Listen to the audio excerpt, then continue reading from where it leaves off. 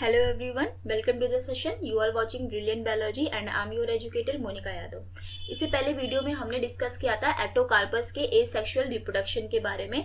आज हम पढ़ेंगे उसके सेक्सुअल रिप्रोडक्शन के बारे में, लेकिन एक क्विक रिकैप एसेक्सुअल रिप्रोडक्शन के बारे में आपको याद रखना है, जिससे आप सेक्सुअल रिप्रोडक्शन जब आप पढ़ो तो कंफ्यूजन ना हो। मैंने बताया था कि जो एक्टोकार्पस है उसमें दो टाइप के फिलामेंट्स मिल रहे हैं, हैप्लॉइड और डिप्लॉइड। एसेक्सुअल रिप्रोडक्शन किस में देखा जा रहा था? डिप्लॉइड फिलामेंट्स में देखा जा रहा था। बट जब आप पढ़ोगे ना सेक्सुअल रिप्रोडक्शन, तो सेक्सुअल रिप्रोडक्शन आपको कहाँ देखने को मिलेगा? ये आपको हैप्लॉइड फिलामेंट्स में देखने को मिलेगा। तो ये एक मेजर डिफरेंस है कि एसेक्सुअल रिप्रोडक्शन एक्टोकार्पस का डिप्लॉइड फिलामेंट में देखने को मिलता है और सेक्सुअल रिप्रोडक्शन एक्टोकार्पस का हैप्लॉइड फिलामेंट में देखने को मिलता है। ठीक है, एसेक्सुअल रिप्रोडक्शन में अंदर बाकी आपने देखा था कि यूनिलॉकुलर स्पोरेंजिया होता है, प्लूरिलॉकुलर स्पोरेंजिया होता है। यूनिलॉकुलर में मियोसिस होती है और हैप्लॉइड ज़ूस्पोर बन रहा था, प्लूरिलॉकुलर में माइटोसिस होती है और डिप्लॉइड ज़ूस्पोर बन रहा था, और दोनों ही अपने अकॉर्डिंग थैलस का फॉर्मेशन कर रहे थे।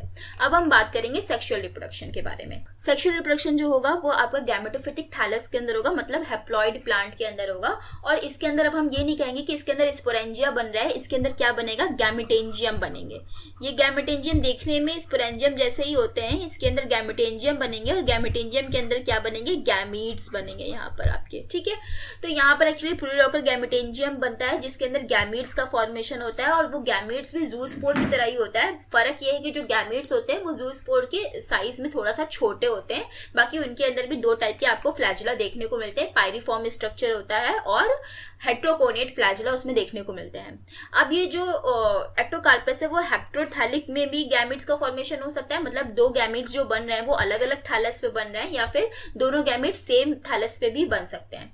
अगर सेम टाइप के गैमीट्स बन रहे हैं तो उसे हम आइसोगैमस कहेंगे, और अगर गैमीट्स का साइज और मॉर्फोलॉजी सब अलग अलग है तो उसे हम आइसोगैमी ना कहकर एनाइसोगैमी कहेंगे। बेटर है कि आप इस डायग्राम से समझो, ज्यादा समझ में आएगा। जैसे कि यहाँ पर मैंने पहला केस लिया है, यहाँ पर फर्स्ट केस है। फॉर एग्जांपल फर्स्ट केस है होमोथैलस का। होमोथैलस का मतलब है कि यहाँ पर जो आपके गैमीट्स बनेंगे वो सेम फिलामेंट पे बनेंगे। तो मान लो ये एक्टोकार्पस का फिलामेंट है, इस फिलामेंट में आपके क्या होगा? इस फिलामेंट में जहां पर सेप्टा है वहीं पर आपकी एक सेल प्रेजेंट होगी जिसे हम गैमेटेंजियम इनिशियल सेल का नाम देंगे। ये इनिशियल सेल क्या करेगी? डिवाइड करके गैमीट्स का फॉर्मेशन करेगी और गैमेटेंजियम का फॉर्मेशन करेगी, और उस गैमेटेंजियम के अंदर आपके गैमीट्स होंगे। अब जब ये यहाँ से गैमीट्स आपके रिलीज होंगे तो आप गैमीट्स को देखोगे, देखने में एकदम एक जैसे लग रहे हैं। ठीक है, ऐसे गैमीट्स जो कि मॉर्फोलॉजिकली देखने में एक जैसे लगे, उन गैमीट्स को हम कहते हैं आइसोगैमीट्स।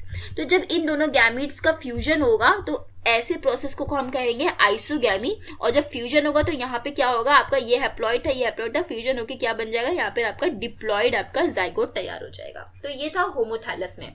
हेटेरोथैलस में क्या देखा जाता है? ये सेकंड कंडीशन है, यहाँ पर एनाइसोगैमी देखी जाती है।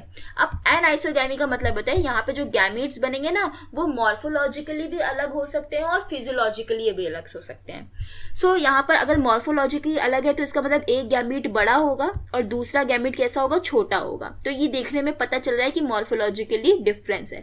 जो बड़ा वाला है उसे हम मेगा गैमीट कहेंगे, जो कि फीमेल की तरह बिहेव करेगा, और जो छोटा वाला है उसे हम माइक्रो गैमीट कहेंगे, जो कि मेल की तरह बिहेव करेगा। ठीक है, और अगर हम बात करें कि फिजियोलॉजिकल आइसोगैमी क्या होती है, तो फिजियोलॉजिकल आइसोगैमी में क्या होता है? जो आपके गैमीट्स बनते हैं, एक जो होता है वो बहुत एक्टिव होता है, खूब जल्दी जल्दी स्विम करता है, और दूसरा जो होता है वो लेस एक्टिव होता है। ठीक है, तो इसके रोल पे, इस पे काम की वजह से, फिजियोलॉजी की वजह से इसको दो गैमीट्स के मतलब डिफरेंट फॉर्म्स में बताया गया है। सो पहली कंडीशन हम लोग देख रहे हैं मॉर्फोलॉजिकल एनाइसोगैमी। अब इसमें क्या होता है? जो एक्टोकार्पस का फिलामेंट होता है, इस फिलामेंट में इनिशियल सेल होती है जो कि छोटा सा स्टॉक बनाती है और गैमेटेंजियम का फॉर्मेशन करती है। इसमें दो टाइप की गैमेटेंजियम आप देख रहे हो, एक गैमेटेंजियम बड़ा है और एक गैमेटेंजियम आपका छोटा है। ये वाला छोटा वाला गैमेटेंजियम है और ये बड़ा वाला गैमेटेंजियम है।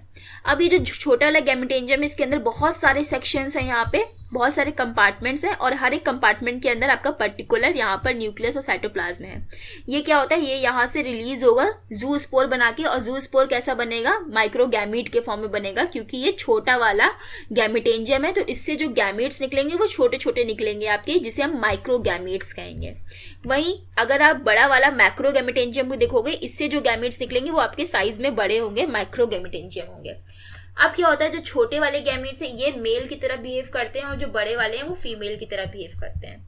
कुछ टाइम के बाद क्या देखा जाता है, ये जो फीमेल वाले गैमेट्स हैं ये अपना फ्लैजिला को लॉस कर देते हैं और किसी सबस्ट्रेटम पे जाके फिर वहां पे सेटल डाउन हो जाते हैं। जब यहाँ पर आपका जो फीमेल गैमेट है, मतलब बड़ा वाला गैमेट जब सेटल डाउन हो जाता है तो वहां से कुछ केमिकल्स को वो रिलीज करता है, जैसे कि साइरेनिन आपका एक कंपाउंड होता है जो कि रिलीज किया जाता है। इस साइरेनिन को स्मेल करके इससे अट्रैक्ट होके मेल गैमेट्स जो कि माइक्रो गैमेट्स हैं, छोटे गैमेट्स हैं, इसके पास में सब आके यहाँ पर चिपक जाते हैं। कुछ टाइम के बाद क्या होता है, जो इसमें से सबसे पहले एंट्री ले लेगा उसी का यहाँ पर फ्यूजन हो जाता है। मतलब जो सबसे पहले आया यहाँ पर अट्रैक्ट होकर उसने अपना न्यूक्लियस को ट्रांसफर किया, ट्रांसफर के बाद यहाँ पर फ्यूजन हो गया, प्लाज्मोगैमी और कैरियोगैमी हो गई और आपका डिप्लॉयड जाइगोस्पोर या फिर जाइगोट का फॉर्मेशन होगा जो कि आपके डिप्लॉयड फिलामेंट्स को यहाँ पे फिर से बना देगा। तो ये होता है मॉर्फोलॉजिकल एनाइसोगैमी। अगर हम फिजियोलॉजिकल एनाइसोगैमी की बात करें तो इसमें क्या होता है, एक गैमेट ना आपका बहुत ज्यादा एक्टिव होता है और दूसरा लेस एक्टिव होता है। जो लेस एक्टिव हो वो फीमेल की तरह बिहेव करेगी और जो मोर एक्टिव है वो मेल की तरह बिहेव करेंगे। ये मोर एक्टिव होते हैं मेल। इसमें भी सेम उसी तरीके से होता है, जब गैमेटेंजिया से गैमेट्स निकलते हैं तो जो लेस एक्टिव गैमेट है वो सेटल डाउन हो जाती है और जो मोर एक्टिव वाले मेल गैमेट्स हैं वो सारे के सारे, इससे कुछ केमिकल रिलीज होता है, उस केमिकल को स्मेल करके इसके पास ऐसे ऐसे अट्रैक्ट हो जाते हैं। ठीक है, तो ये जो फीमेल वाला ये पॉजिटिव स्ट्रेन का है और जो मेल वाले हैं वो निगेटिव स्ट्रेन के गैमेट्स हैं। इस प्रोसेस को, मतलब इस स्टेप को हम कहते हैं क्लम्प फॉर्मेशन, जो कि बहुत ही इंपॉर्टेंट है, शॉर्ट नोट में पूछा जाता है।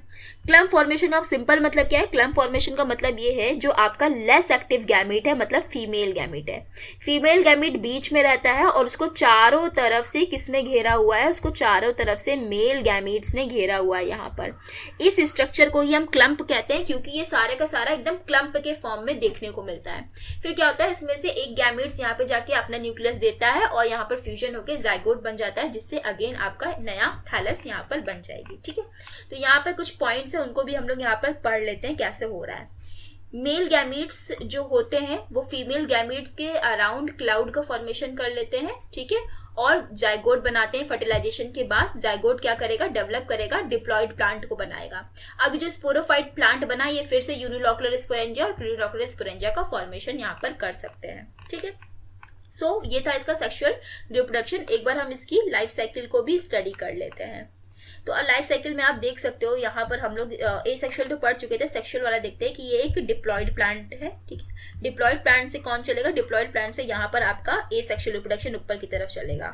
और अगर हम सेक्सुअल रिप्रोडक्शन पढ़ेंगे तो वो कौन से प्लांट से चलेगा, वो चलेगा आपका हैप्लॉयड प्लांट से। तो यहाँ पे हैप्लॉयड प्लांट, ये देखो गैमेटोफिटिक प्लांट है, ये हैप्लॉयड प्लांट है यहाँ पर। अब आप देखो हैप्लॉयड प्लांट में क्या हुआ, हैप्लॉयड प्लांट में यहाँ पे गैमेटेंजियम का फॉर्मेशन हुआ है। ये गैमेटेंजियम बना है, देखने में एकदम प्लूरिलोकुलर स्पोरेंजियम के जैसे ही रहता है, इसी वजह से इसको हम प्लूरिलोकुलर गैमेटेंजियम कहते हैं। इस गैमेटेंजियम के अंदर गैमीट्स बनते हैं। ये गैमीट्स अब डिफरेंट टाइप्स के मैंने यहीं पे बताया था। ये गैमीट्स अगर सेम साइज के सेम तरीके के दिख रहे हैं तो आइसोगैमीट्स कहलाएंगे। अगर ये गैमीट्स एक छोटा गैमेट है एक बड़ा गैमेट है तो वो एनाइसोगैमीट्स कहलाएंगे।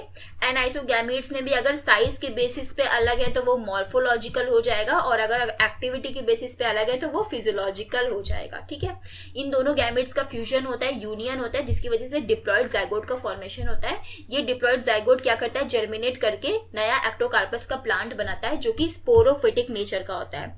अगेन इस स्पोरोफिटिक नेचर में क्या हो रहा है, स्पोरोफिटिक नेचर में दो टाइप के आपके स्पोरेंजिया बन रहे हैं, ये गोल वाले बन रहे हैं और ये लंबे वाले बन रहे हैं।